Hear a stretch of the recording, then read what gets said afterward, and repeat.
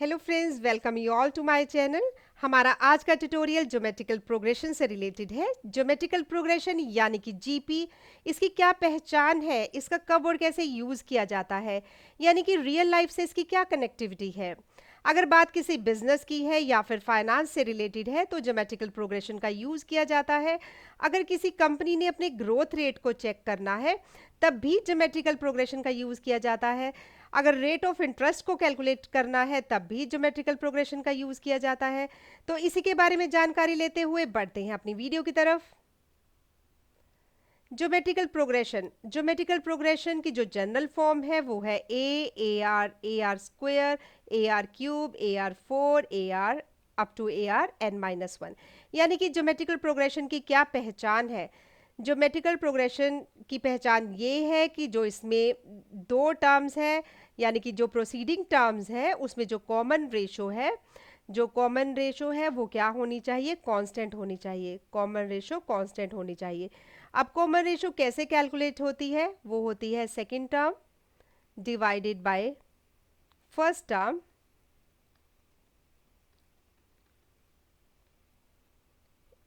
हमारी जो second term है वो है A are divided by first term है जो हमारी ए। सो हमारी कॉमन रेशो इज आर। अब नेक्स्ट प्रोसीडिंग एलिमेंट्स यानी कि ए आर और ए आर स्क्वायर, तब हमने कॉमन रेशो को हम जनरली सी आर लिखते हैं। सो इसमें थर्ड टर्म है ए आर स्क्वायर, हमारी सेकंड टर्म है ए आर, आर से आर कैंसल ए। सो मेरे पास एक आर बचा, यानी कि जो कॉमन रेशो है वो प्रोसीडिंग एलिमेंट्स में क्या होगी, कांस्टेंट होगी। ये पहचान होती है ज्योमेट्रिकल प्रोग्रेशन की। अब हम बात करेंगे कि ज्योमेट्रिकल प्रोग्रेशन में टर्म फाइंड आउट करने का क्या फॉर्मूला है। यानी कि अगर हमने कोई पर्टिकुलर टर्म फाइंड आउट करनी है तो क्या फॉर्मूला है, A R N minus one. A का मतलब है हमारी फर्स्ट टर्म, आर का मतलब है कॉमन रेशो जो मैं ऑलरेडी डिस्कस कर चुकी हूं, एन का मतलब है डिजायर्ड टर्म जो कि हमने फाइंड आउट करना है। एन मीन्स डिजायर्ड टर्म, यानी कि जो मुझे चाहिए और मैंने फाइंड आउट करनी है। फॉर एग्जाम्पल मेरे पास एक सीरीज है 2, 4, 8, 16 एंड सो ऑन। अब मैंने चेक करना है कि ये जीपी है या नहीं है। मैंने कॉमन रेशो से चेक किया, सेकंड टर्म इसमें 4 है, फर्स्ट टर्म 2 है, यानी कि मेरी कॉमन रेशो 2 आई। अगर मैं थर्ड एलिमेंट लेती हूँ 8 और सेकंड एलिमेंट को इससे डिवाइड करती हूँ यानी कि 4, तब मेरी कॉमन रेशो फिर से 2 आई। यानी कि जो प्रोसीडिंग एलिमेंट्स हैं उनकी जो कॉमन रेशो है वो कांस्टेंट है। यह पहचान होती है ज्योमेट्रिकल प्रोग्रेशन की। अब इस सीरीज में मैंने फिफ्थ टर्म को फाइंड आउट करना है, यानी कि मैं ये फॉर्मूला यूज करूंगी A R N minus one. इस केस में मेरा ए क्या है, ए इज 2, आर मैं ऑलरेडी कैलकुलेट कर चुकी हूँ वो हमारे पास 2 है, यानी कि मैं फॉर्मूला यूज करूंगी A R N minus one, यानी T5 मेरे पास है ए आर 5 माइनस वन, यानी कि ए आर 4। अब a की वैल्यू क्या है मेरे पास 2, r की वैल्यू मेरे पास क्या है 2 अगेन। सो 2 को मैंने 4 टाइम्स मल्टीप्लाई किया, 2 to the 4 to the 8 to the 16 multiply by 2 यानी कि 32। यानी कि जो सीरीज में मेरी फिफ्थ टर्म आएगी यानी कि 16 के बाद जो टर्म आएगी वो आएगी 32। ऐसे अब कोई भी पर्टिकुलर टर्म यानी कि जो आपको टर्म चाहिए, 10th टर्म, 11th, 12th, कोई भी टर्म चाहिए, आप इस फॉर्मूला के बेसिस पे टर्म कैलकुलेट कर सकते हैं। मेरा फर्स्ट एग्जाम्पल है, if the first term is 10, यानी कि जो हमारी फर्स्ट टर्म है वो 10 गिवन है और common ratio of A GP is 3। हमने फर्स्ट 5 टर्म्स को लिखना है। फर्स्ट टर्म यानी कि a is 10, common ratio is 3। मैंने 5 टर्म्स जीपी में फाइंड आउट करनी है, तो 5 टर्म जीपी में क्या होगी, ए R square, A R cube, A are 4। ये मेरी 5 टर्म्स है जीपी की जो मैंने कैलकुलेट करनी है, फाइंड आउट करनी है। अब जो मेरी फर्स्ट टर्म है वो 10 है, यानी कि a मेरे पास 10 है। सेकंड टर्म ए आर यानी कि 10 मल्टीप्लाई बाय 3, ये हो गया 30। Next term A R square यानी कि 10 multiply by 3 square, 3 3 the 9 multiply by 10 90। Next AR cube 10 multiply by 3 cube यानी कि 270। AR4 this is 10 multiply by 3 raise to power 4 810। ये मेरी 5 टर्म्स है जीपी की जिसको मैंने फाइंड आउट किया है। 10 30 90 270 एंड 810। आप कितनी भी टर्म्स फाइंड आउट कर सकते हो by using the GP series, जो कि AR AR square AR cube AR4 AR5 AR6। मेरा नेक्स्ट क्वेश्चन है, if 248 is the GP find its 10th term. यानी कि मेरे पास एक जीपी सीरीज गिवन है, उसमें मैंने 10th टर्म को फाइंड आउट करना है। मैंने फॉर्मूला लगाया टर्म फाइंड आउट करने का, Tn is equal to ARn-1। अब मैंने T10 फाइंड आउट करना है, यानी कि AR10-1। सो मेरे पास ये है AR9, 10 में से 1 गया 9। अब मेरे पास A क्या है, यानी कि फर्स्ट टर्म क्या है, A इज 2। R का मतलब common ratio is second term 4 divided by first term 2 to the 4। तो common ratio is again 2 multiply by 2 raise to power 9। इसको मैंने सॉल्व किया 2, यानी कि 2 को मैंने 9 टाइम्स मल्टीप्लाई करना है।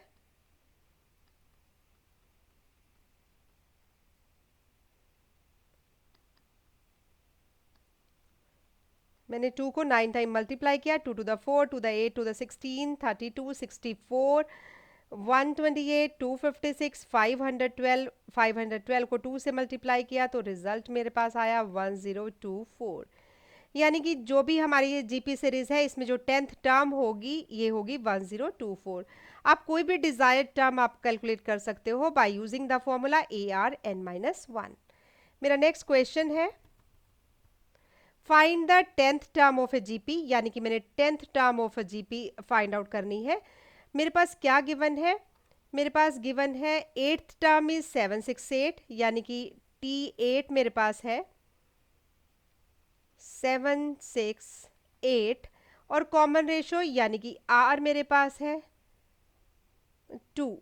मैंने 10th टर्म को फाइंड आउट करना है। 10th टर्म यानी कि T10 को कैलकुलेट करना है, AR9 को फाइंड आउट करना है। अब मेरे पास मुझे इसके लिए फर्स्ट टर्म की रिक्वायरमेंट है, यानी कि मेरे पास A होना चाहिए।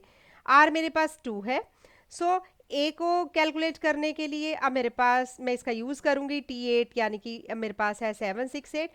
T8 का मतलब AR 8-1 यानी कि AR7।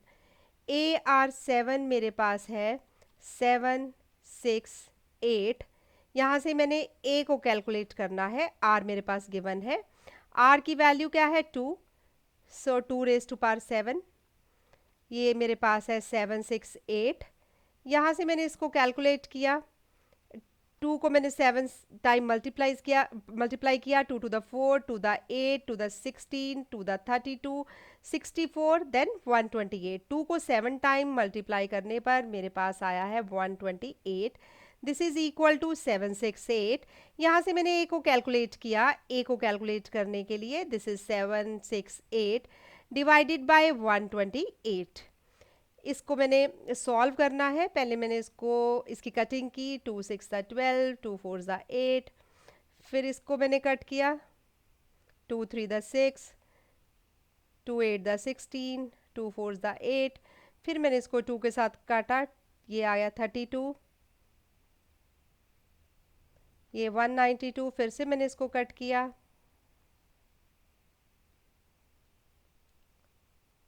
16 6 था। यानी कि A की वैल्यू मेरे पास आई है 6। A की वैल्यू आई है 6। अब मेरे पास A भी है और मेरे पास R भी है, सो मैं 10th टर्म को कैलकुलेट कर सकती हूँ।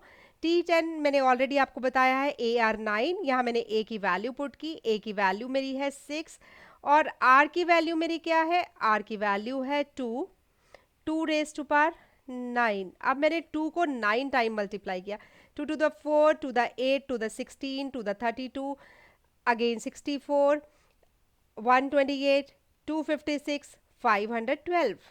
सो मेरा रिजल्ट आया 6 मल्टीप्लाई 512। अब मैंने इसको इसके साथ मल्टीप्लाई किया, 512 मल्टीप्लाई बाय 6,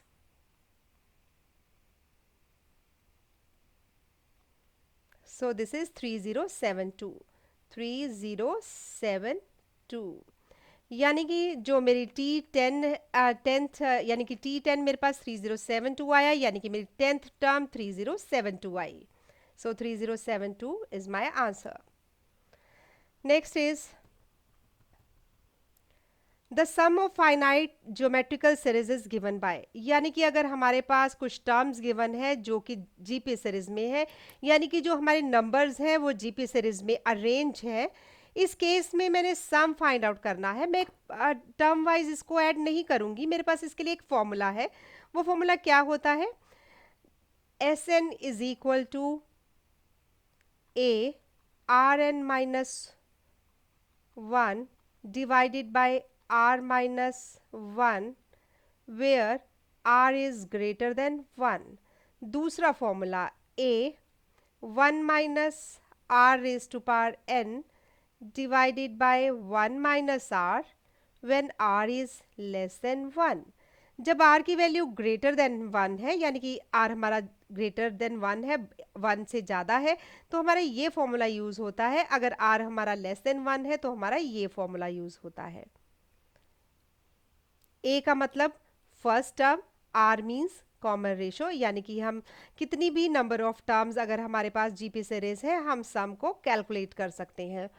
जैसे कि मेरे पास जीपी सीरीज में मैं एक एग्जांपल लेती हूँ, 2, 4, 8, 16।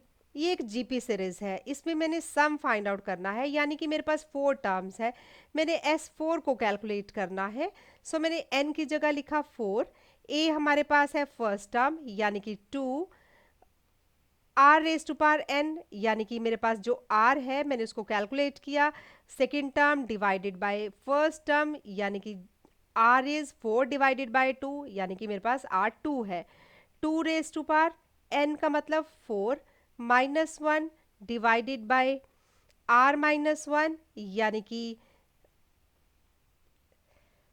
r हमारे पास है 2 माइनस 1। अब मैंने फर्स्ट वाला फॉर्मूला यूज़ किया क्योंकि जो मेरा r है वो ग्रेटर देन 1 है, यानी कि जो मेरा r है 4/2 है, यानी कि वो 2 है जो कि ग्रेटर देन 1 है, तो मैंने फर्स्ट वाला फॉर्मूला यूज़ किया। a की वैल्यू पुट की 2, r raise to power n, 2 raise to power n क्योंकि मुझे 4 टर्म्स का सम चाहिए, -1 divided by 2 minus 1। So 2 raised to power 4, 2 to the 4 to the 8 to the 16 minus 1 divided by 2 minus 1 is 1. So this is equal to 2, 16 minus 1 यानी कि 15, 15 multiply by 2 this is 30। तो sum of 4 terms ये मेरे पास आ जाएगा 30। सो आप कितनी भी number of terms है तो डायरेक्टली आप फॉर्मूला यूज़ करके सम को कैलकुलेट कर सकते हैं अगर हमारी सीरीज जीपी है। मेरा नेक्स्ट एग्जाम्पल है, find the sum of GP 10, 30, 90, 270, 810। मैंने इसमें सम फाइंड आउट करना है, मेरे पास जीपी सीरीज गिवन है। मैं सबसे पहले आर को चेक करूंगी, अगर मेरा आर ग्रेटर देन 1 है तो मैं फर्स्ट फॉर्मूला यूज़ करूंगी। जीपी सीरीज मेरी 10, 30, 90, 270 एंड 810। इनका मैंने सम फाइंड आउट करना है, तो मेरे पास नंबर ऑफ टर्म्स कितनी है? मेरे पास नंबर ऑफ टर्म्स 5 है, यानी कि n मेरे पास 5 है। मैंने 5 टर्म्स का सम फाइंड आउट करना है। नेक्स्ट इज r क्या है मेरे पास? सेकेंड टर्म 30 डिवाइडेड बाय 10 यानी कि 3। r की वैल्यू मेरे पास 3 आई। सो a मेरी है यानी कि जो मेरी फर्स्ट टर्म है वो है 10। सो मैं कौन सा फॉर्मूला यूज़ करूँगी सम के लिए? S5 is equal to a rn minus 1 divided by r minus 1। ये तब यूज़ होता है जब r हमारा ग्रेटर देन 1 है। अब a क्या है मेरे पास? 10, r कितना है? 3, n की वैल्यू क्या है मेरे पास 5 minus 1 divided bye r minus 1, r यानी कि 3 माइनस 1, ये मेरे पास है 2। a की वैल्यू पुट की, a मेरा आया है 10, r मेरे पास 3 है यानी कि 3 raise to power 5 minus 1, r minus 1 यानी कि 3 माइनस 1, ये मेरे पास आया है 2। अब मैंने इसको सॉल्व करना है। 10 मल्टीप्लाई बाय 3 को 5 टाइम मल्टीप्लाई किया, 3 3 the 9, 3 the 27, 3 the 81, 243, 243 minus 1, this is 242 divided by 2, ये मेरे पास आ जाएगा। इसको मैंने 2 के साथ कैंसिल किया, 10 मल्टीप्लाई बाय इसको इसके साथ कट किया, ये मेरे पास आया है 121। सो 10 मल्टीप्लाई बाय 121, सो मेरा जो रिजल्ट आएगा, सम आएगा, वो आएगा 1210, यानी कि 5 टर्म्स का जो सम आएगा वो आएगा 1210। अगर मेरा r लेस देन 1 होता तो मैं सेकंड वाला फॉर्मूला यूज करती, a 1 minus r raise to power n divided by 1 minus r। So मेरा नेक्स्ट फॉर्मूला है, अगर हमारे पास ज्योमेट्रिकल सीरीज गिवन है जो कि इनफाइनाइट टर्म्स तक है, यानी कि उस सीरीज में हमारे पास इनफाइनाइट नंबर ऑफ टर्म्स है, जब भी ऐसा केस आए तो हमारे पास इसके लिए एक फॉर्मूला है सम के लिए, s infinity is equal to a divided by 1 minus r। एक हमारे पास ज्योमेट्रिकल सीक्वेंस है a आर स्क्वेयर, यानी कि ये इनफाइनाइट ज्योमेट्रिकल सीक्वेंस है, यानी कि इसमें इनफाइनाइट नंबर ऑफ टर्म्स हैं। तो मैंने इसके लिए जो सम का फॉर्मूला यूज करना है वो है a divided by 1 minus r। a का मतलब फर्स्ट टर्म और r का मतलब कॉमन रेशो, ऐसे हम सम फाइंड आउट कर सकते हैं इस फॉर्मूला का यूज करके। इसके लिए मेरे पास एक एग्जाम्पल है, Find the following sum of the terms of this infinite geometrical progression। यहाँ वर्ड मेंशन किया हुआ है infinite geometrical progression, मीन्स ये हमारी infinite numbers of terms वाली सीरीज है। अब मेरे पास जो सीरीज है वो है 1/3, 1/9, 1/27 एंड सो ऑन। इसमें जो टर्म्स है इनफाइनाइट है। अब a क्या है 1/3, r क्या है कॉमन रेशो। कॉमन रेशो कैसे फाइंड आउट की जाती है, second term divided by first term, जो मैं ऑलरेडी आपके साथ डिस्कस कर चुकी हूँ। इसमें जो सेकेंड टर्म है वो क्या है 1/9, फर्स्ट टर्म क्या है 1/3, so second term divided by first term यानी कि 1/3, this is equal to 1/9 multiply by 3/1। मैंने इसको सॉल्व किया, सो मेरे पास जो रिजल्ट आया है 1/3, यानी कि जो कॉमन रेशो है यानी कि जो r है वो 1/3 आई है। अब मैंने s इन्फिनिटी यानी कि सम ऑफ इनफाइनाइट टर्म्स निकालना है। मैंने फॉर्मूला यूज करना है s इन्फिनिटी का, s इन्फिनिटी यानी कि a/1 माइनस r। अब मैंने यहाँ पर a की वैल्यू पुट की, a की वैल्यू मेरी कितनी है 1/3 divided by 1 minus r। r की वैल्यू मैंने क्या कैलकुलेट की 1/3, इसको सॉल्व किया 1/3, 3 1 द 3, 3 में से 1 गया 2/3, इसको मैंने सॉल्व किया 1/3 मल्टीप्लाई बाय 3/2, सो मेरा जो रिजल्ट आया है सम ऑफ इनफाइनाइट टर्म्स आई है वो आया है 1/2। So s infinity sum of infinite term is 1/2। इसी तरह आप इनफाइनाइट सीरीज को देखते हुए ये फॉर्मूला यूज करके आप सम को फाइंड आउट कर सकते हैं। ये थी हमारी ज्योमेट्रिकल प्रोग्रेशन, जिसमें हमने कुछ फॉर्मूलाज किए जिसके जरिए हम सीरीज को सॉल्व कर सकते हैं, यानी कि ये जो हमारे नंबर्स हैं ये ज्योमेट्रिकल प्रोग्रेशन के मतलब ज्योमेट्रिकल प्रोग्रेशन में अरेंज है।